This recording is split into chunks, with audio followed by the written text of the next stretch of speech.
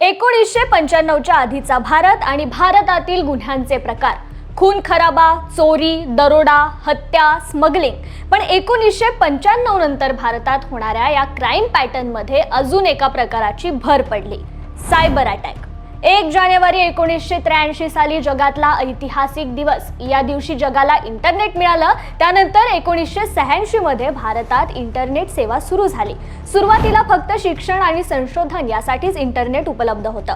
त्यानंतर 15 ऑगस्ट 1995 पासून सामान्य लोकांसाठी इंटरनेटची सेवा सुरू झाली आणि इथूनच भारताचा डिजिटल इंडिया होण्याचा प्रवास सुरू झाला. सगळी कामं सोपी झाली, शिक्षण क्षेत्र प्रगतशील झालं, नवनवीन संशोधने व्हायला लागली, टेक्नॉलॉजीवर भारत चालायला लागला. पण एखाद्या गोष्टीचा फायदा असतो तसा तोटा असतोच.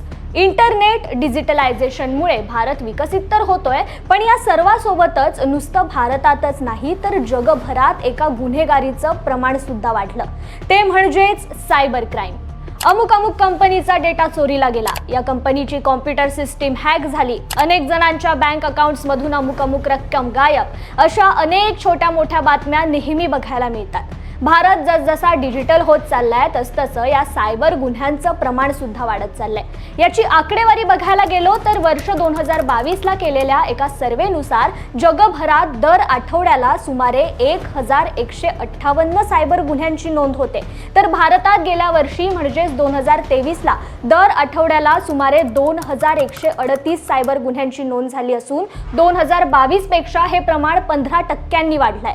जगात सर्वाधिक सायबर हल्ले होणाऱ्या देशांमध्ये तैवान नंतर भारत दुसऱ्या क्रमांकावर आलाय.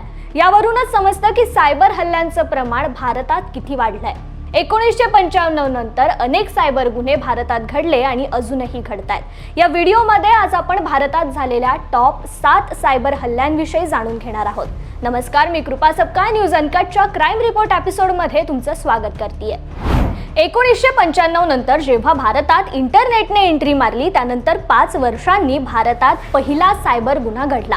आकाश अरोरा याने yahooindia.com या वेबसाईटचा ट्रेडमार्क वापरला होता. त्यानंतर भारतात आत्तापर्यंत यापेक्षाही भयानक सायबर गुन्हे घडले. यातील सगळ्यात टॉप 7 गुन्हे कोणते आहेत पाहूयात. नंबर 1 वर आहे पुण्यातील Cosmos bank cyber attack. August 2018 मध्ये पुण्याच्या कॉस्मॉस सहकारी बँकेवर सायबर हल्ला झाला होता. त्यावेळच्या भारतीय बँकेवर झालेला हा सर्वात मोठा सायबर हल्ला होता. काही हॅकर्सने बँकेच्या कॉम्प्युटर सिस्टीम सोबतच ATM मशीनमध्ये मालवेअर व्हायरस इंजेक्ट केला, ज्यामुळे अनेक जणांच्या अकाउंटमधून इल्लीगली पैसे काढले गेले आणि या बँकेला खूप मोठा आर्थिक फटका बसला. यासोबतच कॉस्मॉस बँकेचे कितीतरी क्लोन डेबिट कार्ड भारत आणि इतर 28 देशांच्या हजारो ATM ट्रान्झॅक्शनसाठी वापरले गेले. भारताबाहेर 12,000हून अधिक ATM व्यवहारांमधून सुमारे 78 कोटी रुपये काढले गेले. तर देशभरात विविध ठिकाणी 2.5 कोटी रुपयांचे 2,800 व्यवहार केले गेले. 2 दिवस झालेल्या या सायबर हल्ल्यात एकूण 94 कोटी रुपयांची उधळपट्टी या हॅकर्सकडून करण्यात आली. दुसऱ्या क्रमांकावर आहे आधार सॉफ्टवेअर हॅक. हा 2018 मध्ये झालेला सगळ्यात मोठा डेटा ब्रीच मानला जातो. या डेटा ब्रीच मध्ये जवळजवळ भारतातल्या 1.1 अब्ज लोकांच्या आधार कार्डचे डिटेल्स लीक झाले होते. यावेळी युनिक आयडेंटिफिकेशन ऑथॉरिटी ऑफ इंडियाने एक ऑफिशियल नोटीस सुद्धा रिलीज केली, ज्यामध्ये त्यांनी सांगितलं की जवळजवळ 210 भारतीय गव्हर्नमेंट वेबसाईट सुद्धा हॅक झाल्यात. या आधार कार्ड सॉफ्टवेअर हॅकिंग अटॅक मध्ये आधार कार्ड सोबतच पॅन कार्ड डिटेल्स, बँक अकाउंटचे IFSC कोड्स आणि युजर्सची पर्सनल इन्फॉर्मेशन अज्ञात व्यक्तींकडून 500 रुपयांमध्ये व्हॉट्सॲपवर विकली जात होती. तिसऱ्या क्रमांकावर आहे WannaCry रॅन्समवेअर अटॅक 2017. जगाच्या इतिहासात झालेला सगळ्यात मोठा रॅन्समवेअर हल्ला. या सायबर हल्ल्यात भारत तिसरा प्रभावित देश ठरला होता. भारतातील 2 लाखांहून जास्त कम्प्युटर सिस्टीम WannaCry रॅन्समवेअरने अफेक्ट झाल्या होत्या. या रॅन्समवेअर हल्ल्याचा फटका भारतातील बँकांना आणि तमिळनाडू आणि गुजरातमधील काही उद्योगांना बसला.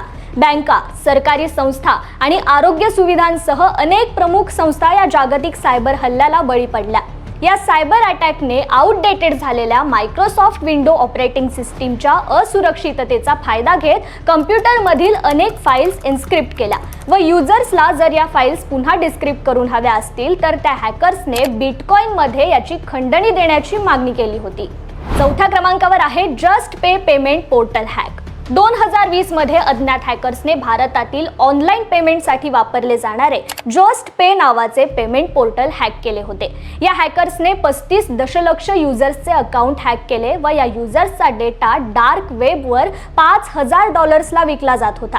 या डेटामध्ये युजर्सचे कार्ड डिटेल्स आणि फिंगरप्रिंट सारखी कॉन्फिडेन्शियल माहितीचा समावेश होता. 5व्या क्रमांकावर आहे अपस्टॉक्स डेटा ब्रीच 2021. भारतातील दुसऱ्या क्रमांकावर असलेली सर्वात मोठी स्टॉक ब्रोकिंग फर्म अपस्टॉक्सवर 2021 मध्ये सायबर हल्ला झाला.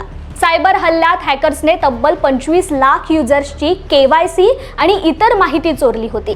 टाइम्स ऑफ इंडियाच्या एका अहवालानुसार हॅकर्सने मिळवलेली ही माहिती डार्क वेबवर अपलोड केली होती. हे हॅकर्स शायनी हंटर्स नावाच्या एका ग्रुपशी संबंधित होते. 6व्या क्रमांकावर आहे police exam data leak. December 2019 मध्ये एक पोलीस भरती परीक्षा झाली. या परीक्षेत सहभागी झालेल्या तब्बल 50,000हून अधिक व्यक्तींचा कॉन्फिडेन्शियल डेटा हॅकर्सने चोरला होता. या परीक्षेत सहभागी झालेल्यांची जन्मतारीख, सेलफोन नंबर, उमेदवारांची नावे, ईमेल ID, FIR हिस्ट्री आणि गुन्हेगारी नोंदी यांसारखी माहिती हॅकर्सने विक्रीसाठी ठेवली होती. आणि आता 7व्या क्रमांकावर आहे air India data Breach 2021. February 2021 मध्ये एअर इंडियाच्या 4.5 दशलक्ष ग्राहकांची वैयक्तिक माहिती चोरण्यासाठी काही हॅकर्सनी एअर इंडियाच्या डेटाबेसमध्ये एंट्री केली होती. या सायबर अटॅक नंतर एअर इंडियाने प्रभावित प्रवाशांना ईमेल पाठवले की त्यांच्या डेटाच्या सुरक्षिततेशी तडजोड केली गेली आहे आणि युजर्स ID आणि पासवर्ड यांसारखी वैयक्तिक माहिती चोरीला गेली आहे. या हॅकर्सने प्रवाशांची सेन्सिटिव्ह इन्फॉर्मेशन मिळवून ती पब्लिक डोमेनवर अपलोड केली होती. तर हे होते भारतातील टॉप 7 सायबर हल्ले.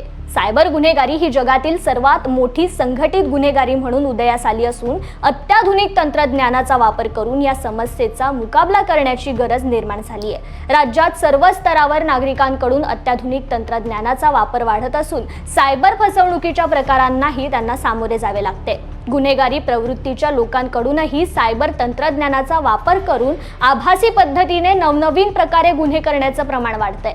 याला आळा घालण्यासाठी सायबर क्राईम ब्रँच तर आहेच, पण आपण सुद्धा जर या सायबर गुन्ह्यांची माहिती घेऊन त्यापासून वाचण्याची काळजी घेतली तर वाढत्या सायबर गुन्ह्यांचं प्रमाण नक्कीच कमी होईल. अशा अनेक क्राईम स्टोरीज पुन्हा घेऊन येऊ. तत्पूर्वी आजच्या या विषयासह क्राईम रिपोर्ट एपिसोडमध्ये इथेच थांबूयात. धन्यवाद.